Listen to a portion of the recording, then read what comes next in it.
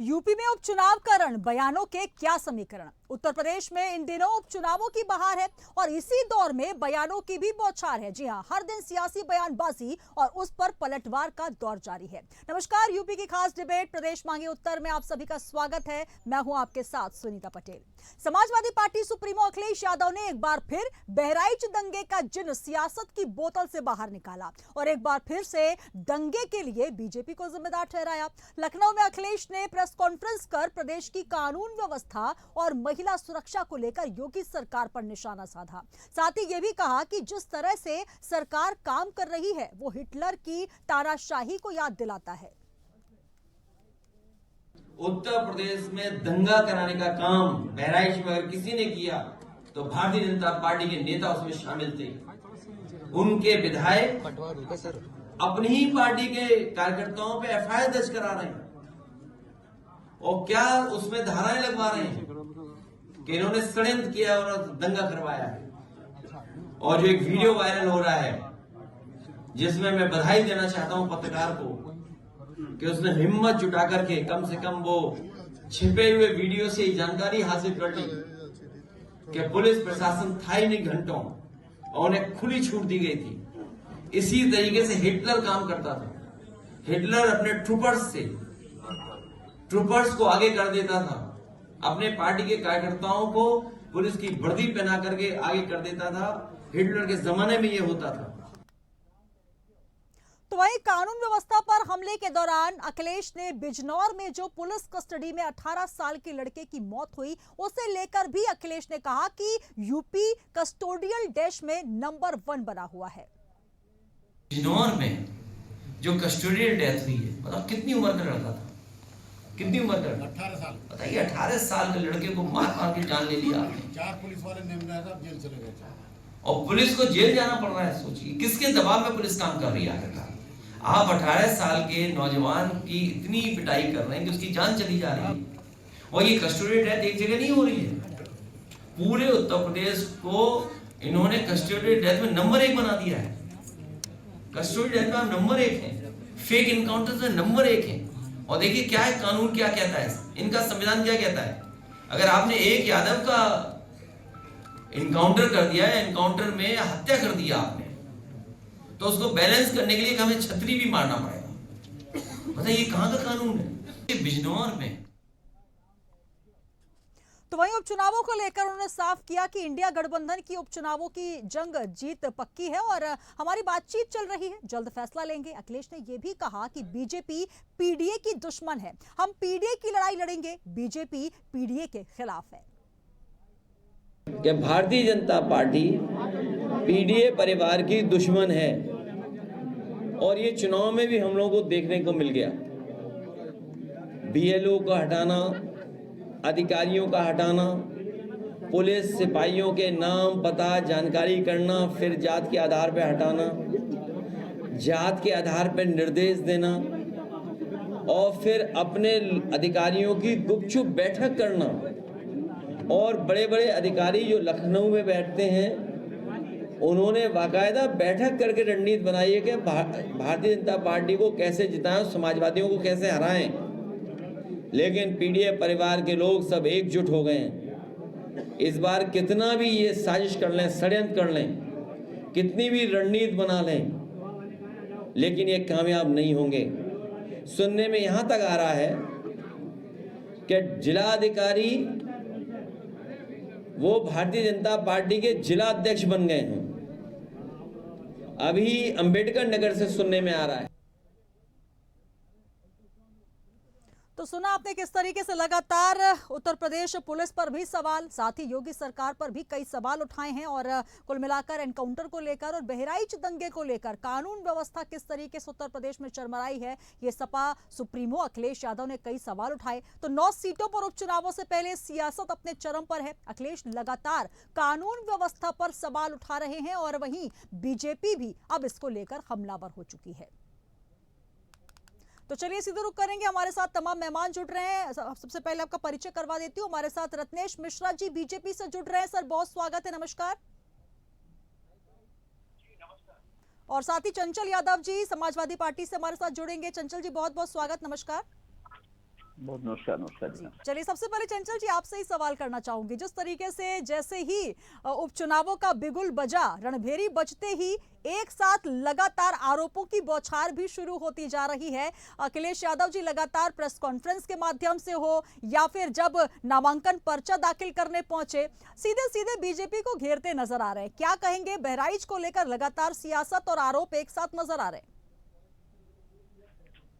देखिए मैडम, बहराइच में तो बीजेपी का पूरी तरीके से पर्दाफाश हो चुका है। किस तरीके से सुनियोजित तरीके से भारतीय जनता पार्टी के लोगों ने दंगा कराने का काम किया और शासन प्रशासन को इतनी खुली छूट दे रखी थी। आपको याद होगा, आदरणीय राष्ट्रीय अध्यक्ष जी ने भी आपने चलाया था, जिस तरीके से हिटलर अपने लोगों को, अपने कार्यकर्ताओं को पुलिस की वर्दी पहना करके अपने लोगों को बीच में छोड़ दिया करता था, उसी तरीके से भारतीय जनता पार्टी ये काम कर रही है। और ये हम लोग तो कह ही रहे हैं लगातार, लेकिन भारतीय जनता पार्टी के विधायक लगातार इस बात को उठाते हुए उन्होंने यहां तक की एफआईआर भी कराई है। और सुनिए, दूसरी बात मैं आपसे कहना चाहता हूं, जो बहुत प्रमुख सवाल है, अगर आप देखें तो अभी भारतीय जनता पार्टी के जितने जिलाधिकारी हैं वो अधिकतर, अभी जब आपने अभी गन्ना समितियों का चुनाव था, जो सोसाइटी कोऑपरेटिव और जो चुनाव भी चल रहे थे, देखा होगा किस तरीके से विपक्ष के लोगों को पर्चा दाखिल नहीं करने दिया, तो जिलाधिकारी जिलाध्यक्ष बनकर के काम कर रहे हैं। तीसरी बात जो प्रमुख है कि आज भारतीय जनता पार्टी में पिछड़ों का क्या सम्मान है, मैं आपको एक वानगी बताता हूं। पिछड़े से आने वाले विधायक योगेश वर्मा जी, जिनके ऊपर मुख्यमंत्री का सजातीय व्यक्ति अवधेश सिंह उनको थप्पड़ मारता है पब्लिक प्लेस से, और वर्मा जी बेचारे अपनी एफआईआर नहीं लिखा पाते हैं। तकरीबन 6-7 दिन लग गए उन्हें अपनी एफआईआर लिखाने में। और मैं आपके चैनल के माध्यम से दावा कर सकता हूं कि उस विधायक के खिलाफ जो उन्होंने एफआईआर लिखाई है, जो अवधेश सिंह के खिलाफ, क्योंकि वो मुख्यमंत्री का सजाती व्यक्ति है, उसके खिलाफ कोई कार्रवाई भी नहीं होगी, ना वो जेल जाएगा, ना उनके घर बुलडोजर चलेगा। और सोचिए, जहां पर मैडम, जहां पर सत्तारूढ़ पे बैठा हुआ विधायक, जिसके खिलाफ जो है कार्रवाई, जिसको पीटा जाता है, वो अपने लिए लड़ाई नहीं लड़ सकता है, तो आप अनुमान लगा लो कि उत्तर प्रदेश में लॉ एंड ऑर्डर की क्या स्थिति है।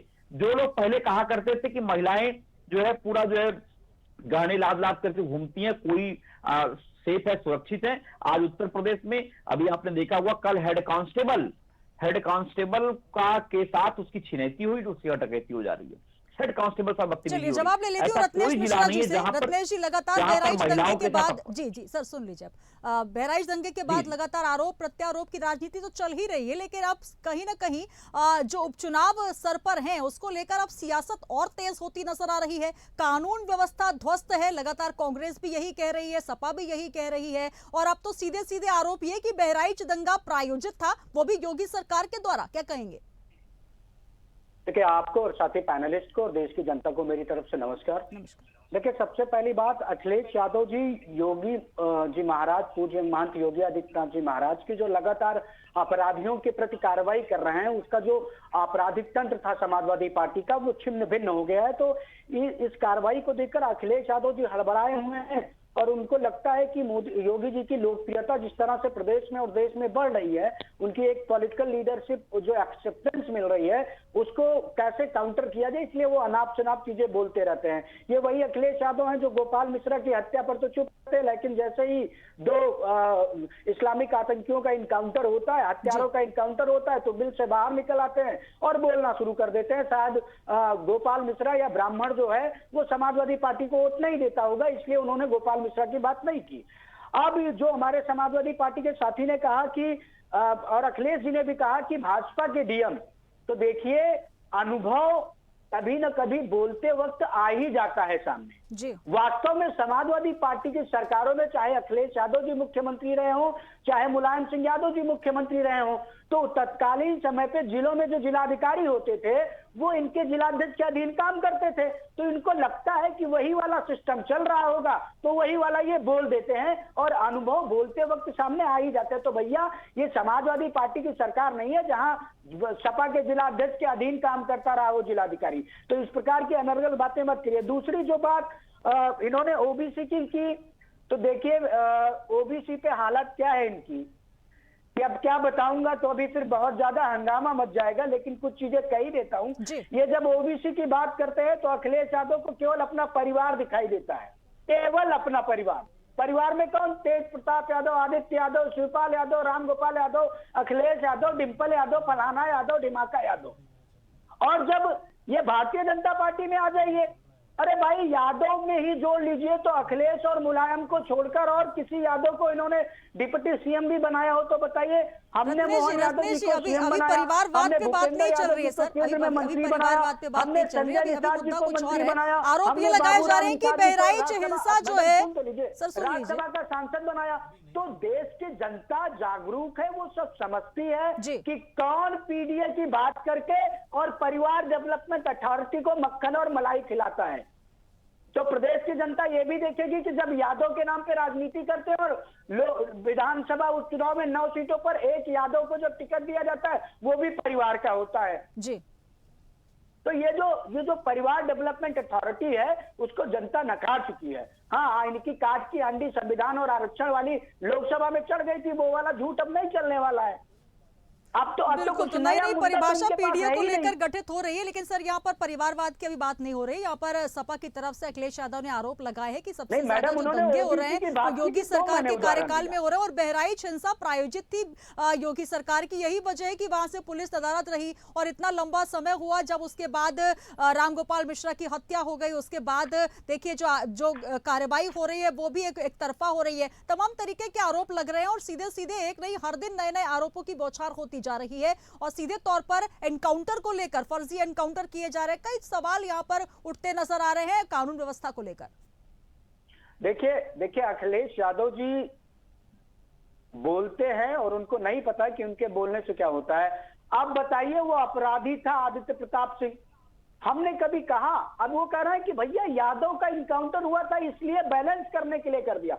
अरे 2004 से लेकर 3 से लेकर 2007 तक मुलायम सिंह जी मुख्यमंत्री रहे, 499 इनकाउंटर हुए थे। तो क्या बैलेंस बना रहे थे मुलायम सिंह यादव? अरे हमारी सरकार में तो 288 हुए हैं भैया। उनकी सरकार, हमारे 8 साल में 288, 4 साल में 499। तो अखिलेश यादव जी तो पहले इस बात पर जवाब दे दें कि उनके पिता स्वर्गीय मुलायम सिंह यादव जी मुख्यमंत्री रहते हुए क्या बैलेंस कर रहे थे? क्या ऐसा हो सकता है कि एक ब्राह्मण का इनकाउंटर करा देते रहे हो, फिर एक क्षत्रिय का करा देते रहे हो, जब विरोध होता रहा हो तो फिर एक यादव का भी करा देते रहे हो? चंचल जी से इसका जवाब लेती हूँ। चंचल जी, जिस तरीके का ये बयान है यादव की हत्या के, मतलब यादव वर्सेस ब्राह्मण, यादव वर्सेस क्षत्रिय, आखिर प्रदेश की जनता को क्या संदेश देना चाहते हैं सर? क्योंकि जिस तरीके से देखिए अभी रत्नेश जी भी गिनवा रहे हैं, मुलायम सरकार में अगर आप एनकाउंटर की संख्या देखें 4 साल में 499 एनकाउंटर हुए हैं। योगी सरकार में अगर बात की जाए तो 207 एनकाउंटर हुए हैं। तो कहीं ना कहीं आरोप तो आप लगा रहे हैं योगी सरकार पर, लेकिन आंकड़ों के लिहाज से देखा जाए और आपको मुख्यमंत्री जब रहे अखिलेश यादव, चलिए वो भी बता देती हूँ, रत्नेश जी ने नहीं बताया, 15 मार्च 2012 से 31 दिसंबर 2012 के बीच 27 दंगे। 15 मार्च 2012 वो तारीख जब अखिलेश यादव ने मुख्यमंत्री पद की शपथ ली थी। उसके बाद अगर आंकड़ों की बात करें 2013 तक प्रदेश में 38 दंगे हो चुके थे। यानी कि औसतन अगर निकाला जाए आंकड़े जो आप गिनवा रहे हैं तो आंकड़ों के हिसाब से हर महीने एक दंगा हुआ है। क्या कहेंगे? जब आप योगी सरकार पर निशाना साध रहे हैं तो मुलायम और अखिलेश सरकार के भी जरा आंकड़े निकाल कर देखिए। देखिए मैडम, आंकड़ों की अगर आप बात करोगे, आपको याद होगा सपा शासन में पक्षपात नहीं होते थे, लेकिन आपने देखा होगा जिस तरीके से मैंने आपको एग्जांपल बताया, अगर कोई आरोपी है, अगर कोई आरोपी है और अगर उस लिहाज से उसको मारा जाए कि वो आरोपी है तो आपने नई परिभाषा निकाल ली सर। अब मैं जवाब दूं? हाँ जी, चलिए बताइए कैसा पक्षपात? मैंने आपको बताया कि पक्षपात नहीं होते थे, आपको मैंने एग्जाम्पल बताया। इसी शासन में मुख्यमंत्री के सजातीय ब्रजभूषण शरण सिंह के खिलाफ पॉक्सो एक्ट के तहत मुकदमा होता, गिरफ्तार नहीं होते हैं जी। इसी शासन में जब टेनी मिश्रा का बेटा सरेआम जो है गाड़ी चढ़ाता है किसानों के ऊपर, उससे घर बुलडोजर नहीं चढ़ता है। इसी शासन में अवधेश सिंह दौड़ा के बीजेपी के विधायक को पीटता है तो उसके खिलाफ एफआईआर बमुश्किल लिखी जाती है, वो भी गिरफ्तारी अभी तक नहीं हो पाई। इसी शासन में आपको याद होगा कुलदीप सिंह सेंगर ने किस तरीके से जो है बलात्कार के बाद जो है बलात्कार के ऊपर कितना तांडव किया, तब जाकर के उस कोर्ट ने सजाता उसको किया। सजाता व्यक्तिगत बुलडोजर नहीं चलता है। इसी शासन में चिन्मयानंद स्वामी के खिलाफ एक लड़की आरोप लगाती है बलात्कार का, उस लड़की को जेल में डाल दिया जाता है। ये पक्षपात की बात कर रहा हूं। इसी शासन में बीएचयू आईटी के 3 दरिंदे भारतीय जनता पार्टी के आईटी सेल के नौजवान, वो तीनों लड़कों ने जो है एक बीएचयू आईटी की छात्रा के साथ दरिंदगी करते हैं। और वो घटना के साथ सोचिए, जो अब पूरे हमारी बीएचयू आईटी की बहनें धरने पर बैठती हैं, उसके बाद जो है जाकर के तब जाके कार्रवाई होती है, तब जेल जाते हैं। वकालत छूटने के बाद उनका स्वागत समारोह, सम्मान समारोह कराती है बीजेपी। ये पक्षपात होता है। आपको याद है वो 69,000 शिक्षक भर्ती घोटाला, जिसमें पिछड़ों के साथ सरेआम बीजेपी के लोग जो है नाइंसाफी करते हैं। जबकि आपको याद होगा, मैडम सुन लीजिए पूरी बात को, आपको याद होगा पिछड़ा वर्ग आयोग ने बाकायदा कहा कि सरेआम धांधली हुई है, माननीय न्यायालय ने कहा सरेआम धांधली हुई, सरकार ने माना भी। उसके बाद भी उन छात्रों को न्याय नहीं मिला क्योंकि पिछड़े समाज के व्यक्ति थे। चलिए रत्नेश जी जवाब ले लेते हैं। आपको याद, आप मुझे बताओ, सुन लीजिए आप ही आप कह रहे हो उस समय अपराधियों के एनकाउंटर करके आदरणीय नेताजी ने क्राइम फ्री प्रेस करने का काम किया। आज मुझे बता दो, रत्नेश मिश्रा बैठे हैं, इनकी चलिए रत्नेश मिश्रा जी बता रहे हैं जिस तरीके से आपने अब अपराधों और लिस्ट को लेकर भी नई आपने पूरी परिभाषा कर दी है कि मुलायम जी के कार्यकाल में चुन कर एनकाउंटर जो हुए थे वो अपराधी थे। जी चलिए जवाब ले लीजिए। जवाब देने ना, अभी इनकी प्रवक्ता करिए भाई। बीजेपी के नेताओं की हालत यह है कि मुख्यमंत्री के सजाती नेताओं के बारे में किसी के बोलने की हिम्मत नहीं है। महोदय कह दीजिए। अब आप चंचल जी, मैं आपने कहा मुझ में हिम्मत हो तो मैं जवाब दूं। अब मैं आपको कहता हूं आप में हिम्मत है तो शांति से सुनिएगा। अब मैं बताता हूं, एसपी मुकुल द्विवेदी की मथुरा में यादवों ने हत्या की, जवाहर बाग में। संतोष यादव की मथुरा के जवाहर बाग में यादवों ने हत्या की। डीएसपी जियाउल हक की प्रतापगढ़ कुंडा में यादवों ने हत्या की। तो क्या यादवों को हत्या का लाइसेंस मिला हुआ था पुलिस अधिकारियों की?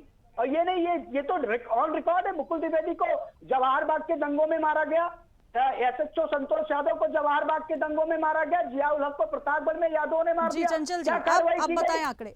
यादवों को देखकर तो बचा दिया जाता था। और आपको सुना लीजिए, ये कहते थे भेदभाव नहीं होता। मैं आपको बता दूं, 22 मई 2016 की एक रिपोर्ट छापी थी नवभारत टाइम्स ने। उसमें उन्होंने बाकायदा रूल नंबर वाइज 2011 पीसीएस के परिणाम में ये बताया था कि किस पद पर कितने यादव सिलेक्ट हुए। एसडीएम का रूल नंबर ये, डीएसपी का रूल नंबर ये, और वो रिपोर्ट आप कहेंगे चंचल जी तो मैं ट्विटर पे आपको टैग करके पोस्ट करूंगा, उसका जवाब वहां लिख के दीजिएगा। वो पूरी की पूरी रिपोर्ट है, नवभारत टाइम्स ने छापी थी। अगर गलत छापी होगी तो उनके ऊपर मुकदमा कर दीजिएगा। अब इन्होंने बात की बृजभूषण सिंह की। बृजभूषण सिंह के ऊपर चार्जर फ्रेम हुए, चार्जशीट गई है और कोर्ट में उनके खिलाफ मुकदमा चल रहा है।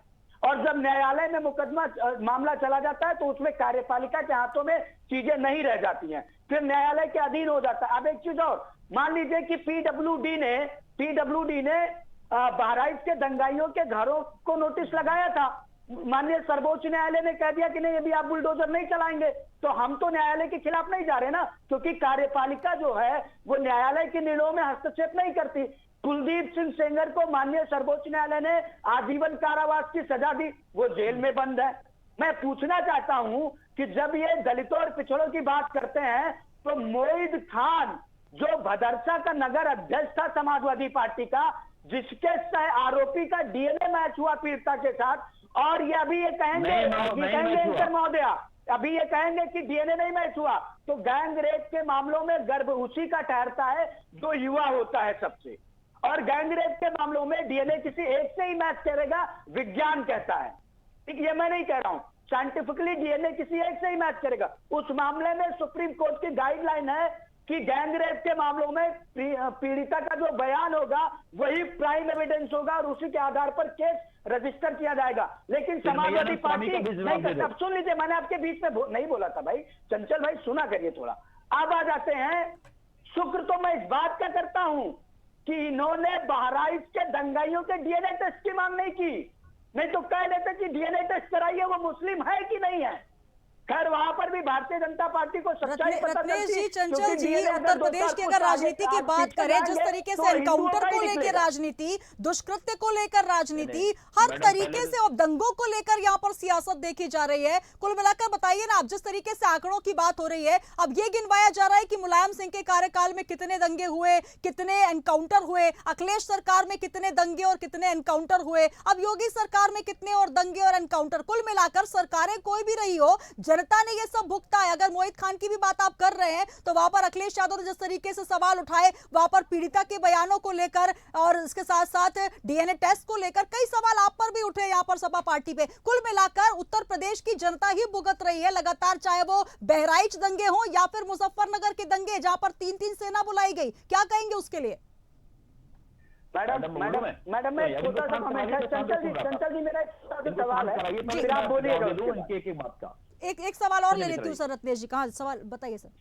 सुनिए, देखिए एंकर महोदय, एक चीज आप मुझे, जितने लोगों का इनकाउंटर हुआ, जितने लोगों के घर पर बुलडोजर चला, आप एक ऐसे व्यक्ति का नाम बताइए जिसके ऊपर आपराधिक मुकदमा न दर्ज किया गया हो या उसने गलत जगह पर या सरकारी जमीन पर कब्जा न किया हो। मैं चंचल भाई का उदाहरण देता हूं। चंचल भाई ने कोई अपराध नहीं किया, क्या योगी जी ने इनके यहाँ बुलडोजर भेजा? आप हैं, आपने कोई अपराध नहीं किया। रत्नेश जी, टाइमिंग को लेकर सवाल है सर, टाइमिंग को लेकर सवाल है। सबसे बड़ा सवाल यहाँ पर ये उठ रहा है कि आप पहले क्यों नहीं चिन्हित कर लेते सर, अगर वहां पर अवैध कब्जा था तो? बात तो वहीं पर उठ रही है। अपराधियों को आप बचाएंगे तो प्रदेश की जनता बुद्धिमान है, वो आपको जीरो पर पहुंचाने में देरी नहीं करेगी। जी चंचल जी, देखिए मैंने कई सारे सवाल के जवाब पूछे थे, लेकिन ये अपने जवाबों से बचते रहे। मैंने ये कहा था कि कुलदीप सिंह सेंगर के मामले में सजायाफ्ता व्यक्ति के घर बुलडोजर बाबा ने क्यों नहीं चलाया? क्योंकि मुख्यमंत्री सजाती थे। ब्रजभूषण शरण सिंह मुख्यमंत्री की सजाती है, इसलिए वो उनकी गिरफ्तारी नहीं हुई, न उनका बुलडोजर चला, जबकि उनके खिलाफ पॉक्सो एक्ट पर मुकदमा है। अभी अगर खुदा न खास्ता, इन्होंने मेरा एग्जाम्पल लिया, अगर अपने भाई के खिलाफ अगर कोई पॉक्सो एक्ट पर मुकदमा हो जाएगा, जेल जाएंगे। पहले सुनिए मेरी बात तो सुन लो भाई, अब सुन लो पहले आप। दूसरी बात, आपने एक बात का जिक्र किया कि जो है पीसीएस की परीक्षाओं में धांधली की बात हुई थी। आपको याद होगा रत्नेश भाई, मुख्यमंत्री जी ने 86 में 56 की बात की और आज तक टेबल नहीं कर पाए और आज तक मुंह छुपाए फिर रहे हैं। अभी दोबारा मुख्यमंत्री के बोलने की हिम्मत नहीं हुई कि 86 में 56 की बात करें। दबावड़ी अखिलेश यादव ने टेबल कर दिया, एक साल का डेटा उनके सामने आ गया। तो बीजेपी के लोगों को झूठ बोलने की ट्रेनिंग दी जाती है कि कैसे गुमराह करना, कैसे लोगों को बेवकूफ बनाना है। एनएफएस के साथ मुझे बताइए, अनुप्रिया पटेल जी ने कहा कि नॉट फाउंड सुटेबल कैंडिडेट के तहत पिछड़ों का हक मार रही सरकार बीजेपी। संजय निषाद जी ने भी कहा, और ओम प्रकाश राजभर बराबर कहते रहते हैं, और बीजेपी के लोग भी दबी जुबान में कहते हैं और जानते हैं विश्वविद्यालयों में नियुक्तियां। चंचल जी, जहां पर अखिलेश यादव जी जो इस दंगे की बात कर रहे हैं सर, मोहित खान की बात कर लीजिए, जहां पर एक दुष्कर्म हुआ एक बच्ची के साथ, उसको लेकर आपने डीएनए की बात कर ली, और अब आप अपराधियों का जहां पर संरक्षण की बात कर रहे हैं, उन अपराधियों की जिसने एक व्यक्ति की गोली मारकर हत्या कर दी, उसका कसूर क्या था? वहां से जुलूस निकल रहा था और जुलूस के भीड़ में अगर किसी को भीड़ तंत्र इस तरीके से निशाना बनाएगा और अब कार्रवाई हो रही है, तो आप ये बात कर रहे हैं कि सरकार चुन चुन के यादव वर्सेस ब्राह्मण, यादव वर्सेस क्षत्रिय। तो कुल मिलाकर सर यहाँ पर अपराधियों को किस तरीके से अपराध का सजा दी जाएगी, इसको खौफ कैसे होगा? अगर एक पार्टी सजा देती है, दूसरी उसके बचाव में खड़ी हो जाती है। कुल मिलाकर यही हाल है उत्तर प्रदेश के, चाहे आज से देखें या 2012 के पहले से लगातार यही स्थिति है, चाहे कार्यकाल मुलायम सिंह यादव का रहा हो, अखिलेश यादव का, या फिर योगी सरकार में वही स्थिति हो रही है। आखिर इस हिंसा के मामले में, दंगों के मामले में सरकारें एक क्यों नहीं होती? तभी तो यही वजह कि लगातार यहाँ पर सांप्रदायिक हिंसा होती है, दंगों की आग में भड़कता हुआ उत्तर प्रदेश नजर आता है। अरे मैडम, हम लोग भी जवाब दें? बिल्कुल सर, आपका ही सुन रही हूँ, और जिस तरीके से गोल गोल जवाब आप दे रहे हैं सर, इसलिए मुझे ये सवाल पूछना पड़ रहा है। अरे मैडम सुन तो लो आप। जी बोले। सुनिए, आपको याद होगा बहराइच दंगे में बीजेपी के विधायक ने पूरी तरीके से पर्दाफाश कर दिया कि बीजेपी के लोगों ने दंगा भड़काया जी। अब बीजेपी के लोगों को खुली छूट दी गई कि दंगा करो। इवन कि खुद उसने विधायक ने भी आरोप लगाए कि मेरे ऊपर भी हमला की बहुत बड़ी साजिश थी। अब समझ लो आप कि किस दिशा में देश को ले जाना चाहते हैं बीजेपी के लोग। दूसरी बात, आप परिवारवाद की बीजेपी के साथ हमारी बात कर रहे थे। आप मुझे बताओ, जिसके पास परिवार होगा, आदरणीय मुख्यमंत्री के पास परिवार नहीं है, आदरणीय प्रधानमंत्री का परिवार नहीं है, और जितने भी परिवार बीजेपी के नेताओं के पास है, जो बड़े नेता जैसे राजनाथ सिंह से लेकर, कल्याण सिंह से लेकर के, चाहे लाली टंडन से लेकर के, चाहे रीता बहुगुणा जोशी हो, चाहे इनके इतने घटक दल हैं, जी सबके बच्चे पॉलिटिक्स में हैं, लेकिन वो परिवार उनको नहीं दिखाई देता है। सर केवल जिस तीसरी जेपी पीढ़ी नारायण politics के में, लिए सुनिए अभी मैडम, आप लड़ रहे थे केवल सर, तीसरी सुन पीढ़ी लीजिए politics में। अखिलेश यादव सामने खड़े थे, वो जेपी नारायण जातिवाद परिवारवाद के सख्त खिलाफ थे, जिनकी मूर्ति पर माल्यार्पण करने के लिए आप सड़कों पर उतर आए, और आज आप बात कर रहे हैं कि परिवारवाद नहीं था। तो क्या समाजवादी पार्टी में सिर्फ परिवार में ही चेहरे हैं? यही तो आरोप लग रहे हैं लगातार, यही बात तो हो रही है। क्या बाकी लोग काबिल नहीं है? क्या चंचल यादव काबिल नहीं है? क्या रत्नेश जी काबिल नहीं है? क्या अगर तमाम पार्टियों की बात करें तो यही बात उठ रही है सामने बार बार आके? जनता समझ पाएगी, आप जो बोल रहे मैं जवाब दे रहा हूं। बीजेपी में जितने भी नेता हैं, जिसके भी परिवार है, वो सबके सब राजनीति में हैं। जी जिसके परिवार नहीं है वो कहां से राजनीति में आएंगे? अगर प्रधानमंत्री तो अपनी पत्नी को छोड़ दिया, उन्होंने परिवार को आगे नहीं बढ़ाया, परिवार को आगे बढ़ाया नहीं उन्होंने, तो फिर कैसे परिवार होगा? दूसरी बात मैं कहना चाह रहा हूं कि अगर आपने देखा होगा कि बीजेपी में चाहे वो श्रद्धेय कल्याण सिंह रत्नेश जी जवाब हो, दीजिए। उनके बेटे सांसद, उनके सर, रत्नेश जी की उनके बात ले सौत्र जी। मंत्री हैं, चाहे वो अनुप्रिया पटेल जी हो, चाहे वो संजय निषाद हो, चाहे प्रकाश जी राजभर हो, रत्नेश जी बोले। चाहे वो रामविलास पासवान हो, चाहे बीजेपी के बड़े नेता हो, चाहे वो आपने देखा होगा रविशंकर प्रसाद से जी, मैं जवाब दे दूंगा। जी, रत्नेश जी बोले। जिसके बेटे आपकी पॉलिटिक्स में तब तो मेंबर ना हो, मेंबर ऑफ कंप्लीट कर पार्लियामेंट, असेंबली ना हो, एमएलए ना हो, सब है, लेकिन ये भाजपाइयों को परिवारवाद की परिभाषा का पता नहीं है। चलिए सुन लेते हैं रत्नेश जी, चलिए आपकी परिभाषा सुन ली सर, रत्नेश जी की भी सुन लेते मैंने हैं। इनसे सवाल पूछा कि जिस लड़की ने चिन्मयानंद स्वामी के खिलाफ आरोप लगाया, इन भाजपाइयों ने जेल भेजा उसे। 3 बीएचयू के आईटी के दरिंदे, चंचल जी सुन लीजिए सर, समय की कमी है सर, आप ही बोलते जा रहे हैं। उनके खिलाफ बुलडोजर मारा। चलिए रत्नेश जी बोले। क्यों नहीं चला? आप ये शांत हो जाए मैम, दोनों लोग बोलेंगे तो बात नहीं जा पाएगी ना। चलिए चंचल जी रोकना चाहूंगा। आज सुनिए मैडम, आज पूरे देश में भ्रष्टाचार की बात करें तो बीजेपी के लोग भ्रष्टाचार की बात करते लोग हंसते हैं, जी। कहते हैं बताओ मोदी जी भ्रष्टाचार की बात करेंगे? जो कहते थे कि बताओ भाइयों बहनों, चक्की पीसिंग अजीत पवार से लेके मैं जवाब दे दूं? चलिए सर रोकना चाहूंगी चंचल जी रोकना चाहूंगी। आरोप आप पर भी बहुत सारे लगे हुए हैं, जहां पर डिप्टी सीएम ने भी आरोप लगाए हैं कि सपा से अगर दंगाइयों को, फसादियों को अलग कर दिया जाए तो समाप्तवादी पार्टी हो मैं जवाब दे जाएगी। दूं? वही आरोप अब बीजेपी पर लगा रहे हैं, आरोप अब बीजेपी आपकी तरफ लगा रही है। चलिए रत्नेश जी मैं जवाब दे दूं अब?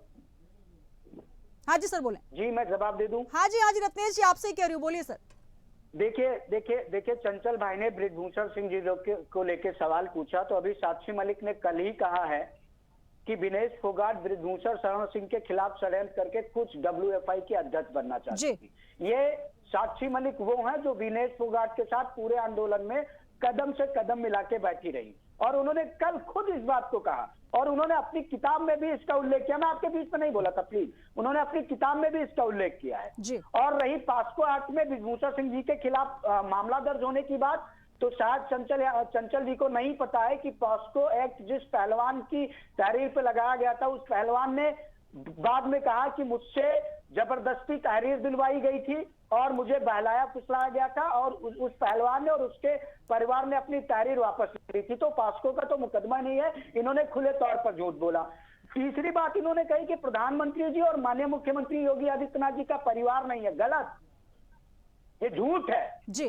पूरा भारत माननीय प्रधानमंत्री जी का और माननीय मुख्यमंत्री जी का परिवार है। भारत का प्रत्येक नागरिक उनका परिवार है। परिवार का मतलब केवल काका, चाचा, मामा, मौसी, बुआ, फूफा, भैया, भौजी, भतीजे, भतीजा और साला, साली, जीजा, दीदी नहीं होता भैया। परिवार का मतलब होता है जब आप राजनीति में आप पूरे राष्ट्र को अपना परिवार माने। और चलिए सर, समय की कमी है। रत्नेश जी बहुत शुक्रिया, चंचल जी आपका भी बहुत बहुत धन्यवाद। और जिस तरीके से परिवारवाद की परिभाषा बताई जा रही है, जहां पर चंचल जी ये कह रहे हैं कि चाहे योगी जी हो या फिर मोदी जी, उनका परिवार नहीं है, इसलिए परिवारवाद वो नहीं कर सकते। तो कुल मिलाकर कहा जा सकता है कि सियासत चरम पर है, क्योंकि उत्तर प्रदेश में सियासत के बीच उत्तर प्रदेश का उपचुनाव चरम पर है, और यही वजह है लगातार आरोप प्रत्यारोप सियासत चल रही है, चाहे वो दंगों की बात हो या लगातार जिस तरीके से कार्रवाई अपराधों पर हो रही है, अपराधियों पर हो रही है, और एनकाउंटर को लेकर भी लगातार सवाल उठ रहे हैं। लेकिन सबसे बड़ा सवाल ये कि उत्तर प्रदेश की जनता सब जानती है, और निश्चित तौर पर जब 9 सीटों पर उपचुनाव होंगे और इसका रिजल्ट सामने आएगा तो यह भी स्पष्ट हो जाएगा कि आरोप प्रत्यारोप की राजनीति से इतर जनता सब कुछ जानती है। और उत्तर प्रदेश में उत्तर मांगे जवाब में फिलहाल इतना ही। दीजिए इजाजत, बने रहिए इंडिया के साथ। नमस्कार।